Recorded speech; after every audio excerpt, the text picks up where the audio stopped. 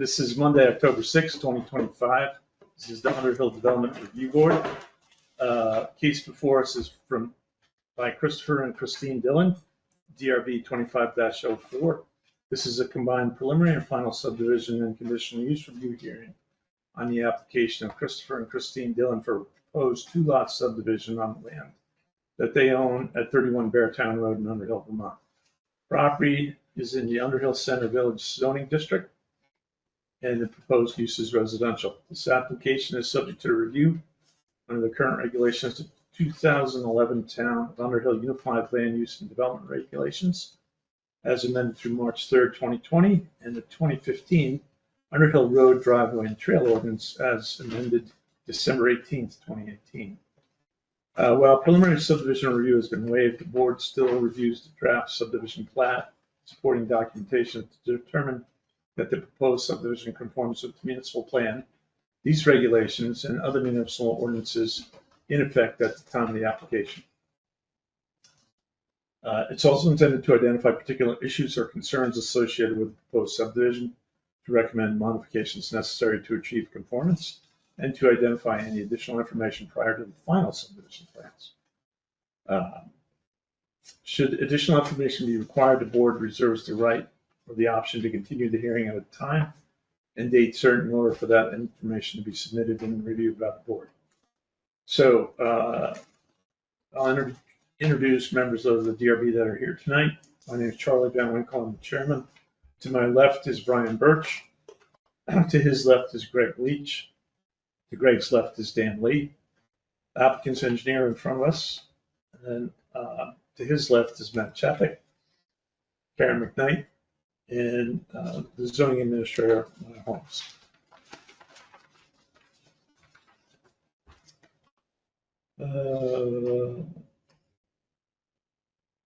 Okay, as what we're going to do is, if you're here, I assume everyone's here with regard to this application.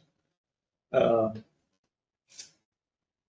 we're going to ask is, if you choose to testify, we want you to state your name for the record, your address, your mailing address, and an email address, if it's at all convenient to receive information via email. Are there any state or municipal representatives present other than the acting zoning administrator? You're not acting. I'm acting. You're still acting? Yeah. I hope I get good at it one day. We'll see. Okay. So there's an interested party information sheet, as well as a rules of procedure that the board follows. They're all available for all attendees. They can be obtained on the town website, or you can ask Maya for a copy. Only those interested persons who are participated either orally or through written statements in a DRB proceeding may appeal a decision rendered in that proceeding to the Environmental Division of Vermont Superior Court. If you're an applicant, representative of applicant, or an interested party who wants to participate in the hearing, we clearly ask that you state your name prior to speaking. What I'm going to do now is I'm going to swear in everybody that's going to testify tonight. So all individuals in person and nobody online? Nobody. Nobody online. We plan to testify and take the following oath by responding I do at the end of the statement. Do you hereby swear that the evidence you give in the cause under consideration shall be the whole truth and nothing but the truth under the pains and penalties of perjury? I do. Everybody said I do. Awesome. Are there any conflicts of interest, or have there been any ex parte communications on the part of any of the board members? No. Okay. In tonight's hearing process, the board will hear from the following parties in the following order. Basically, like the applicant or their representative for an overview of the project. The acting zoning administrator will read her report into the record. Members of the Development Review Board will ask questions, and a member of the public. Right? The applicant or their representative will have an opportunity to respond to all comments, and then final comments will be solicited from everybody present. Members of the board will have an opportunity to ask final questions or make any final comments. All speakers should address their comments to the board, not to other parties present at the meeting. Members of the public are afforded 5 minutes, unless by request and the majority consent of the board, we agree to extend your time. The board may ask questions of anyone in attendance to discuss the application.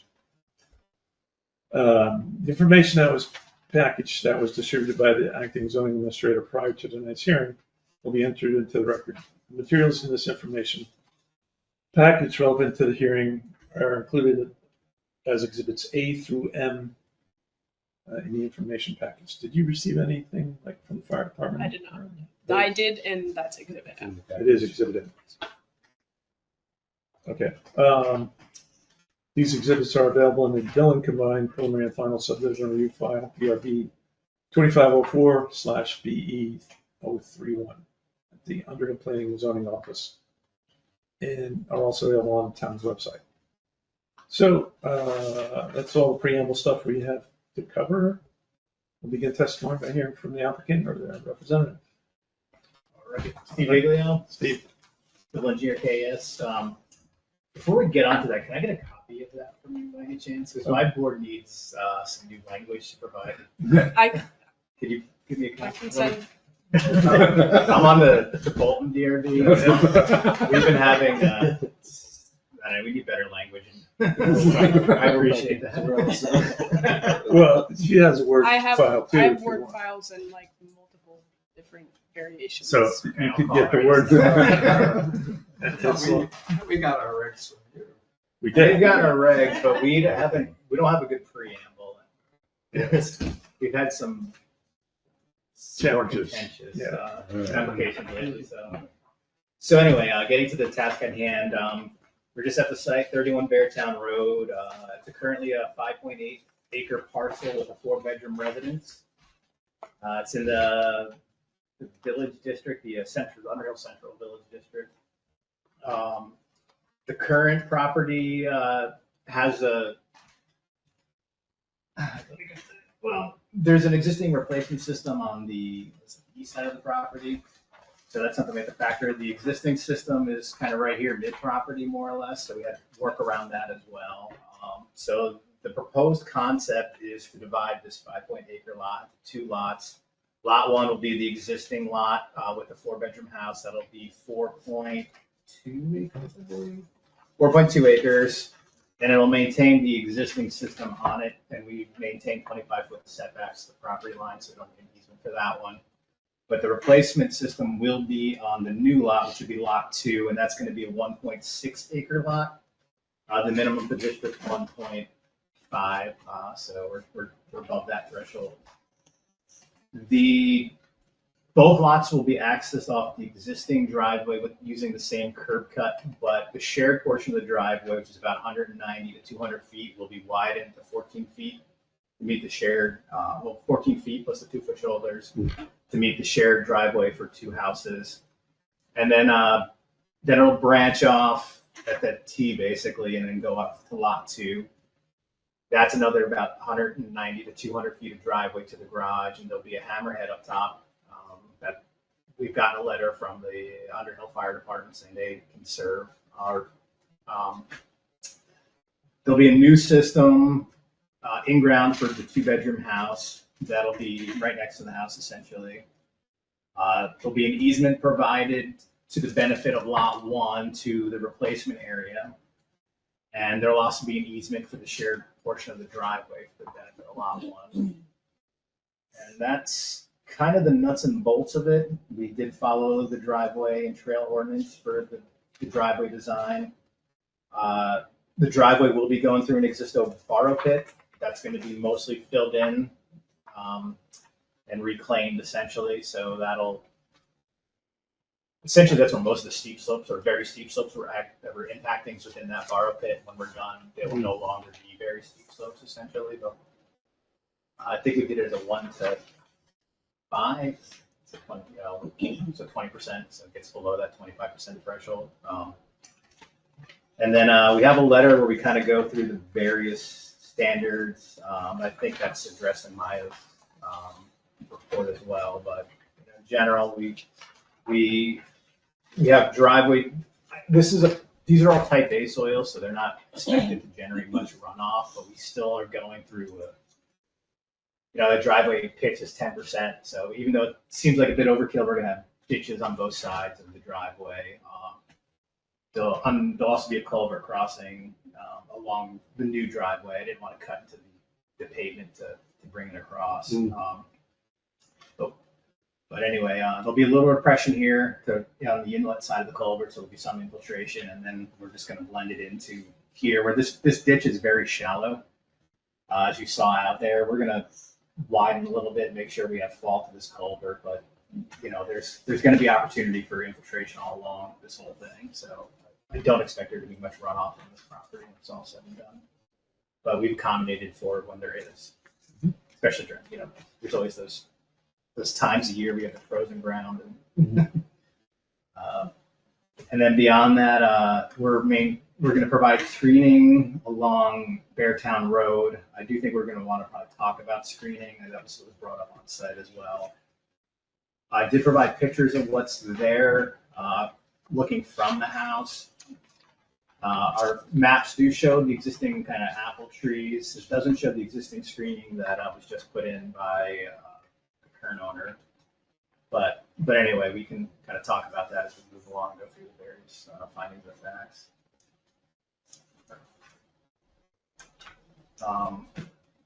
So I just have a question. Yeah. With the ditch that you're going to enlarge. Does it cross Beartown Road? Is there a culvert? I don't recall if there was a culvert there. There's two culverts. There's an existing driveway culvert at the existing curb cut, and there's an existing culvert right here. So eventually it all will get right here. I don't know if you noticed there was a telephone pole. Yeah. The culvert's right next to that. Oh.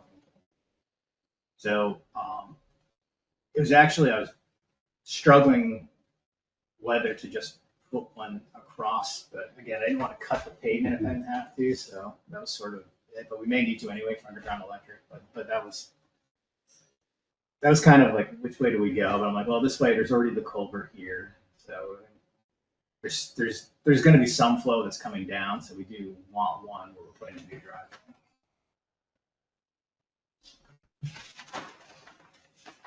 How much area is really being added for drive that will flow into that ditch anyway? Is that much? Not much. It's the upper portion of, so here's about the high point. Okay. So that's about 100 foot of driveway. And then we have what's existing already coming down here, which there's a high point, I think, in this garage. The existing garage. So there's really not much of a ditch there now, so we're going to essentially increase what's the capacity for the existing drainage to come through, and then obviously the proposed.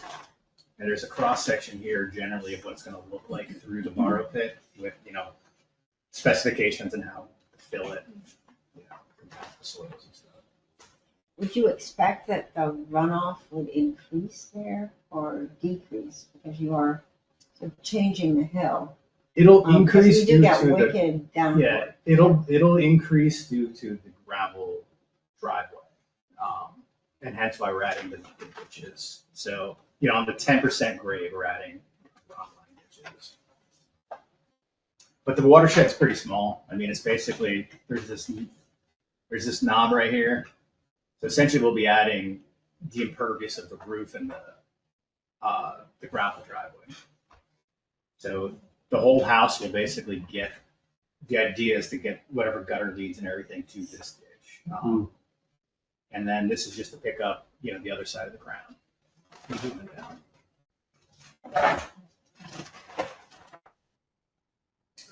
I have a not so sexy question Yeah. about the wastewater permits. Okay. So we've got a wastewater permit that's in our packet, which is for a 3-bedroom house. Did that come from you, or is that? That's something Something I you- included. you That's dug the old one, the EC, whichever one it is. So it's referenced on your drawing as the EC 41790-1. That's the one for this system up here. Yeah, Mhm. and that's for this house, It is not. not for this house. The one for this house is currently under review. No, I'm sorry, the existing house. No, the existing house is WW-4-4490. Yeah, So that's the one that's got the 4-bedroom in-ground and then the replacement system. is there, so what's going on in the existing house? Like, I'm not used to seeing a WW permit for anything other than like a public building. Is there an approved apartment? What's that? Is there an approved accessory use in the existing house? I mean, all the new permits at WW. They are on the WW. Yeah. Okay. They changed from EC to WW. Yeah. But why would the existing house have an EC permit and a WW permit? I don't think the EC is for the existing house. I think that's a legacy permit. You guys may know more about it than I do. I mean, I talked to Justin. I think it's a legacy permit from when this property was originally subdivided. We're not touching that area. It's within the easement. I believe it's not applicable anymore. But it's still permanent, Still permanent. right? So somebody could want to use it one day. So my concern was you had a 3-bedroom permit, a 4-bedroom house, a replacement area on this lot Mhm. on a very tight site. And if you needed to build a 4-bedroom replacement area on this site, you might not have enough room. But I think you've allayed my concerns by saying the WW permit As a replacement. as a replacement. So I'm all good. Yeah, and then the 2-bedroom house has the 150 That's pending. pending, Yeah. correct? So that's got the Yeah. 150, so it doesn't need a replacement. 150% of design flow, so it doesn't need. Yeah, I mean, it's a sand pit, so. It's one of the rare, I don't know, normally Justin Willis is doing the permitting. Yeah. For this, I believe he did permitting for some of this before. I think he did the original Beartown, so he. Yeah, he did. Chris Did he? Lewis. Are you sure it wasn't our buddy, Our buddy? Gunner? Oh. Maybe not. Maybe he was there that night. He was in. It's an Underhill. Anyway, I'm not worried about a septic problem. I think, with the sand out there. Yeah, and Justin basically avoided that whole area. Just to make sure it's protected. Yeah. And So if you have nothing else to add, I'll move on to mine. I apologize if that was confusing for including the permit. I just. Well, it got me somebody might thinking, wanna and I was see it. looking at seeing this Right. on, that permit said 3-bedroom, he said 4-bedroom house. So I was like, Right, what's- yes. What's going on? Old stuff. Okay. So I'm just gonna go over a couple things here, and maybe we'll repeat some of what Steve said. But it's a 1.5 acre zone. The proposed subdivision meets the acreage, the frontage, and the proposed house site meets the required setbacks for the lot. 2-lot subdivision off of Beartown Road, which is a class 3 town highway. There has not been an access permit that has been applied for. However, the proposed access is outlined in the engineering plans right over here in Exhibit J. As I said, meets the setbacks, meets parking.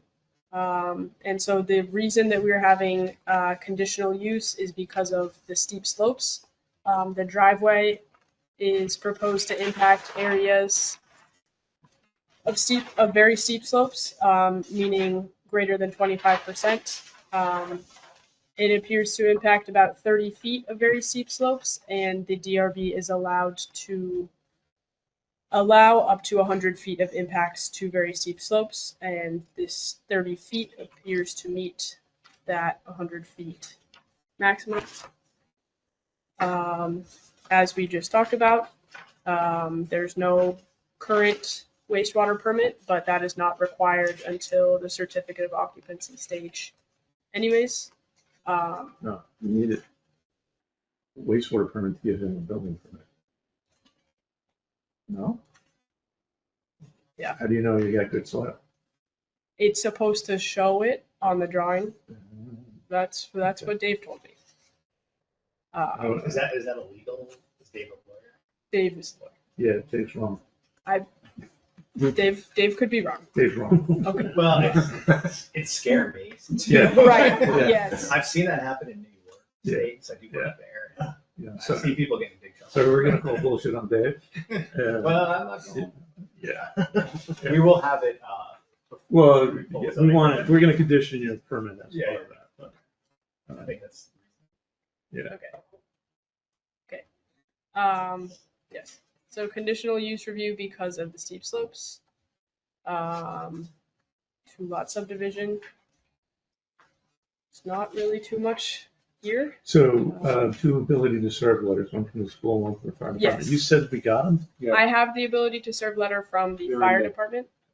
I do not have the From the one school. from the school district yet. That would make sense to me to condition approval upon receiving that. I don't see why they would say no, but that is part of our regulations. I didn't see it in my packet, the fire department. Is It was a new thing. I got it about last week. I have that right in the last thing right I here. picked up the Tupperware bin. Oh. And it was in there. Yeah, it's in the Tupperware. It's right here. I'm an electronic guy. So this is exhibit L. Exhibit N. And Okay, Yes. so we'll enter this into the record as. It's exhibit N. already part of the. I didn't read it though, I stopped it. Oh, okay. I apologize. That Okay, was all yeah. right, so it's in there. Got it.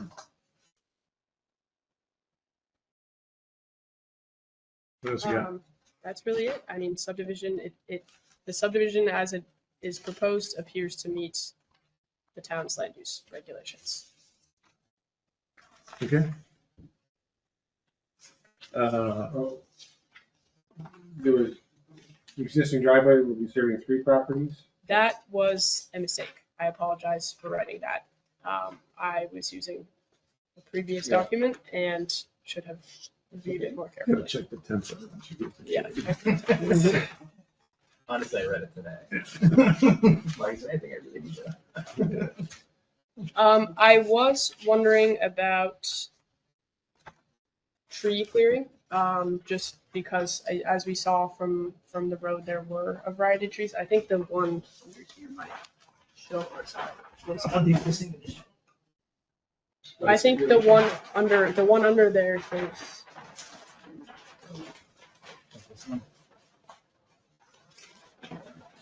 That's just the details. Here's the existing condition, here's the proposed, you can still see it's using the same ortho, Right. I was just, I mean, kind of like, I was wondering if you were, clear cutting the whole thing or, because I saw that there were trees in there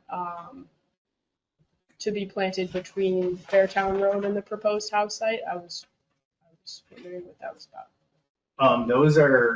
there's a gap in the existing trees there, and that's also where the well's gonna be.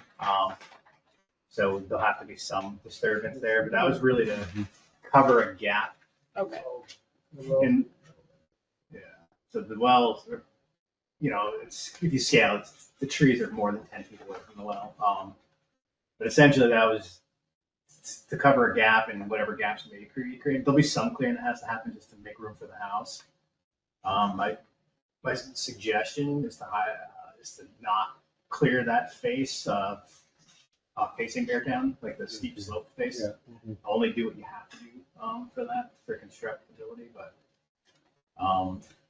yeah, they'll have to be, I think a lot of these trees were cleared, bigger ones, prior to this project. So just to catch grade and everything, there'll have to be some, but, I want to try to hold that more or less. Makes sense to me. You good? You guys turn. Anyone's turn? Yeah. What you want? You don't have to say anything. Mike Lang, 49 Mullen Road. I guess, what's your guys' thoughts as far as like the privacy screening? We're just wondering how much of it is necessary or not. Mainly Oh, based upon that the Anderson's already put in screening all along here. We're just trying to get your 2 cents, whether you feel like it's necessary or not. They provided a picture with one of the exhibits kind of showing what it would look like from the house to the Andersons. I think that's, It's Exhibit M. I mean, when it comes to lot one, I figured that they can work that out themselves, but I feel like the Andersons would be the one that's probably the most concerned.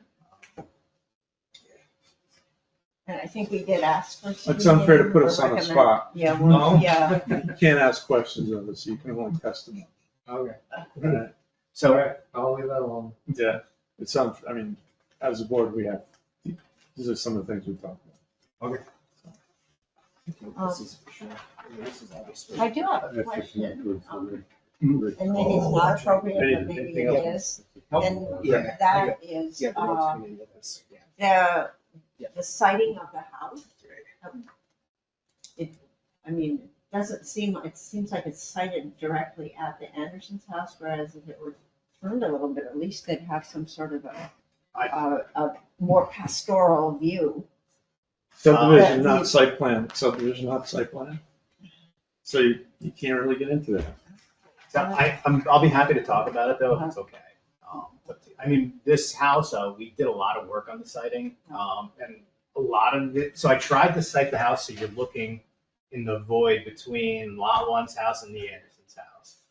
So we have the garage also on the Anderson side, that'll help provide some privacy for them.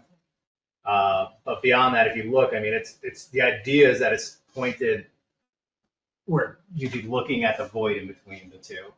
But beyond that, between steep slopes, the existing systems, this is it. And we actually had to have them shrink the house and everything to make this work. And this was like I want to say like a 3-iteration grading plan. And actually having the garage where it was really helped because we could lower that floor a bit. And still, because you don't want to do grading within 25 feet of the system. Anyway, so this is dialed in. I think it'll actually work with the contour of the land pretty well. What kind of, 29 Mall Road? Is that right? how deep or high retaining wall is that? In the back, Yeah, because there's not much room between yeah. the house and the retaining wall. So Does we, it slope up to the retaining? no, it slopes away to it. 30 inches is what we're. So 2.5 feet, 30 inches. That'd be 2 blocks plus a cap stone, essentially, or if it's concrete blocks. But it's roughly 2.5 feet is what we're looking at. I'm showing the grade pitched away for 10 feet away from. I always want to pitch away from home. Yeah, so it's kind of nicely tucked into that berm. Anyway, Are you showing more grading above the wall, or? Yeah, that's Okay. Yeah. I mean, I'd have to go on taller. Yeah. Okay. So it is like still kind of. Yeah. But that's the 3-to-1 max for the town requirements. Okay. And does it go like yeah, it goes kind of like the setback or It avoids the setback. Okay. So here's the very top of the knob. We're avoiding that as Yeah. well. So we catch, what is this, 15 feet? So probably about 20, 25 feet from the property line.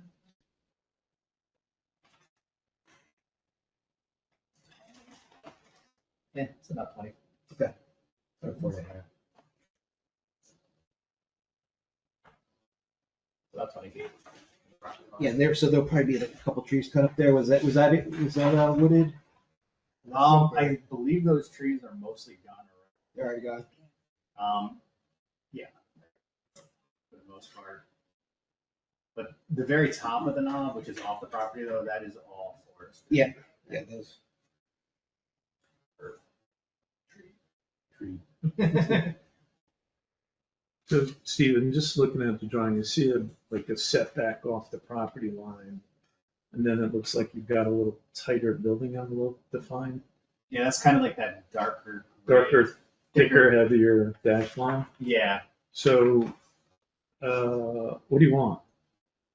Well, that would be, I think, where you put sheds and stuff. I mean, that's like, that avoids steep slopes. The thicker line.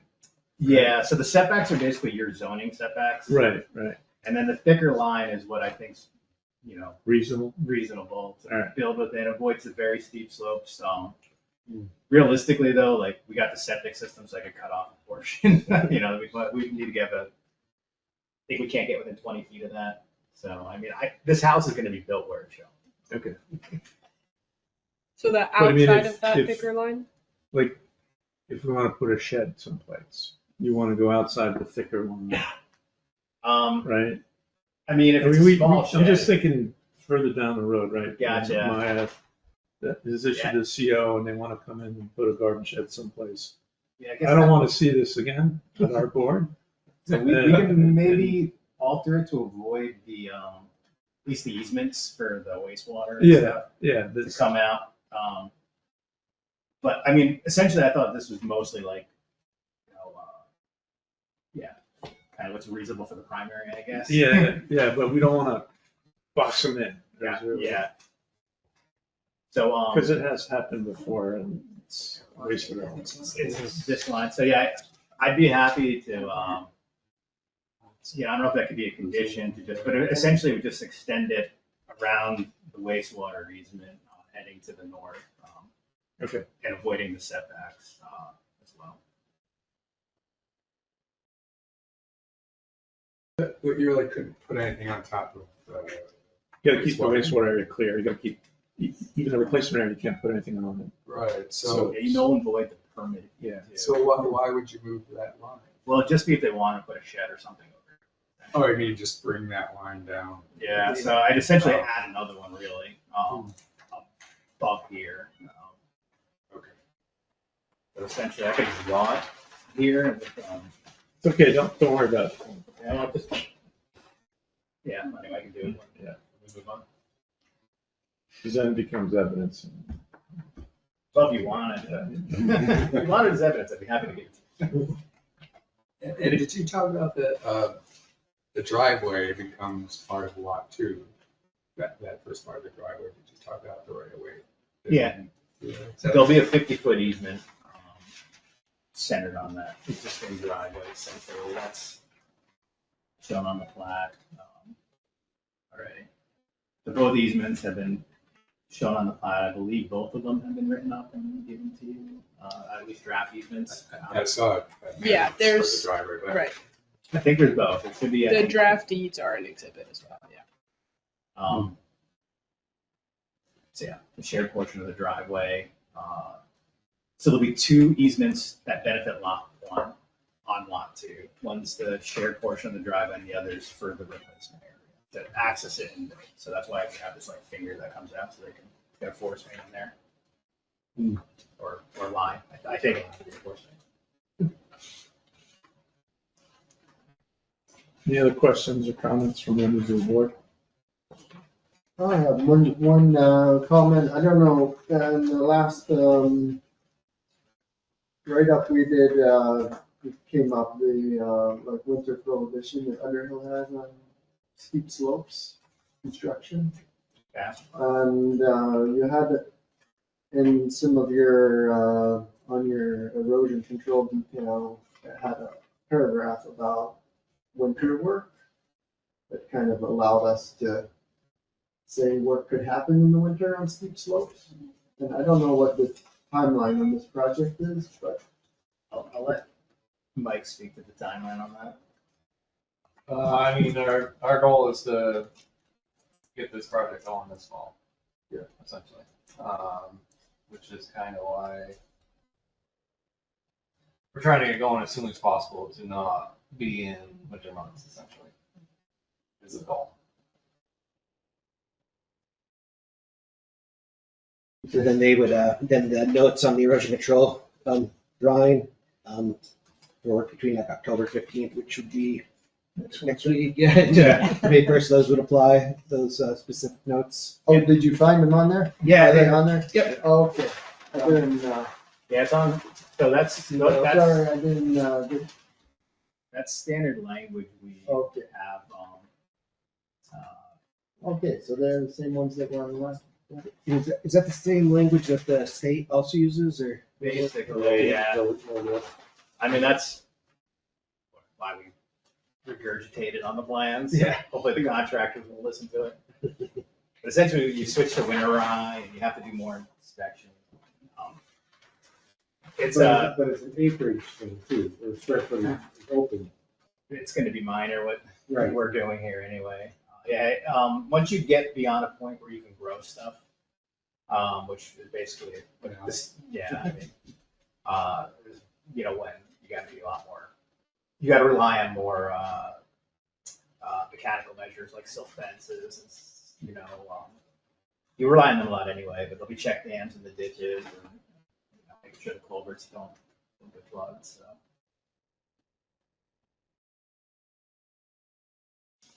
Any other questions, comments by members of the board? I am. All good? Everybody good over here?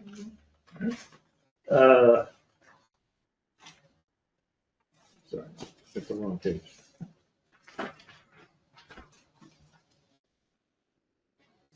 Does the board feel they have enough information at this time to make a decision on the application? Yes. Okay. Yeah. Then I'd like to entertain a motion to close the evidentiary portion of the hearing. I'll make a motion to close the evidentiary. Motion by Karen, is there a second? I'll second that. Second by Brian. Any discussion on the motion to close the evidentiary portion of the hearing? Okay, all in favor of closing the evidentiary portion of the hearing, signify by saying aye. Aye. Anybody opposed? No? Motion carries. So if you have enough information, close the evidentiary portion of the hearing.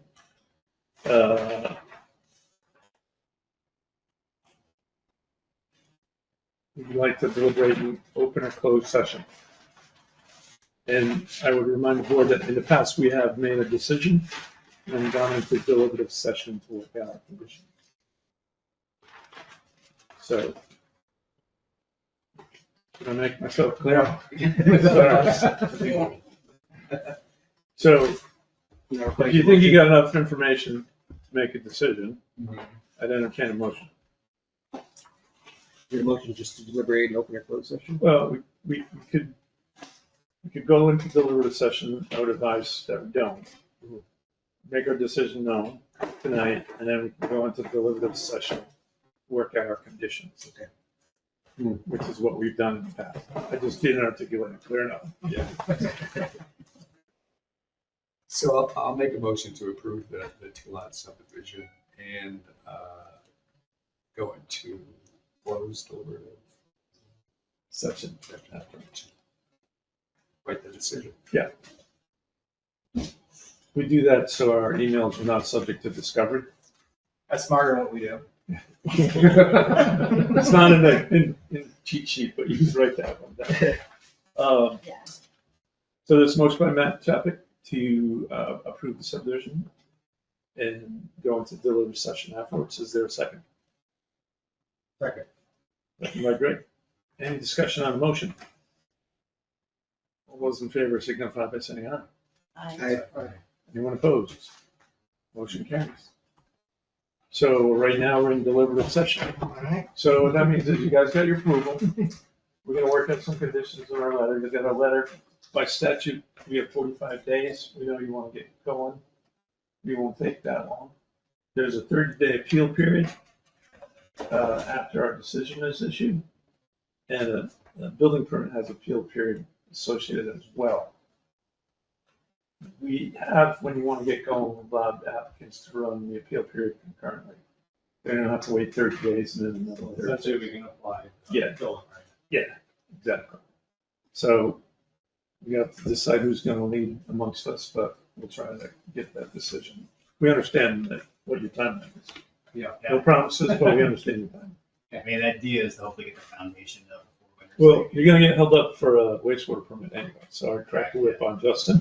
Yeah. It's submitted, but yeah, I don't know exactly. I just looked up today. I'm like, oh, it's at least submitted. So we'll say On the clock. it's on the clock. It's on the clock, so you got 30 days, right? So. Yeah, I know Allison just retired too, so they're down one. So. So, I can stop the Anyway, thank you guys very much. Recording.